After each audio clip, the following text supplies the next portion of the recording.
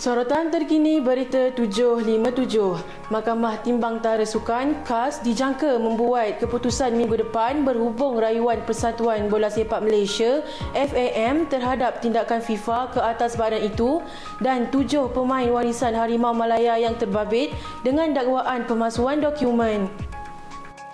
Jurucakap KAS memaklumkan bahawa panel akan mengambil masa untuk bermesyuarat dan membuat pertimbangan lanjut susulan pendengaran kes berkaitan semalam, lapor TV3. FAM dan 7 pemain warisan Malaysia dikenakan tindakan oleh FIFA pada September tahun lalu selepas Badan Bola Sepak Dunia itu mendakwa FAM mengemukakan dokumen palsu bagi mengesahkan kelayakan pemain terbabit sebelum aksi kelayakan Piala Asia 2027 menentang Vietnam pada Jun.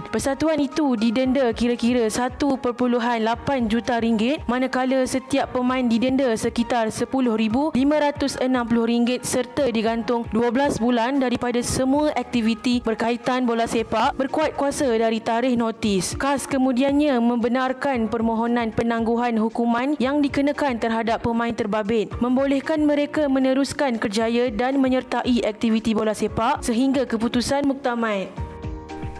Sementara itu, 3 jurulatih pasukan latihan pegawai Palapis Universiti Teknologi Malaysia UTM didakwa di Mahkamah Session di sini pada Jumaat atas pertuduhan menyebabkan kematian pelatih Palapis UTM Skudai, Syamsul Haris Syamsuddin pada tahun lalu.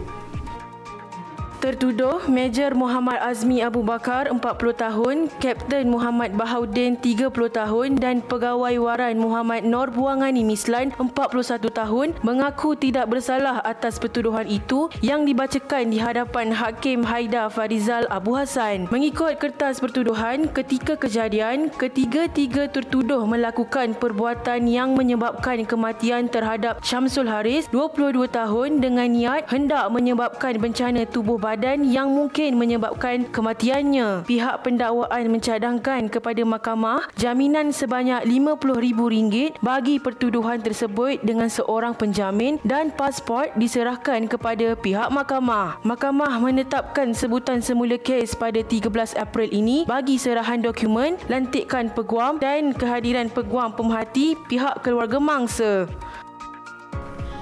Dalam perkembangan lain, Kerajaan Negeri Sabah mengagihkan geran tahunan berjumlah RM3.1 juta kepada 51 persatuan sukan di negeri ini bagi memperkasa pembangunan atlet.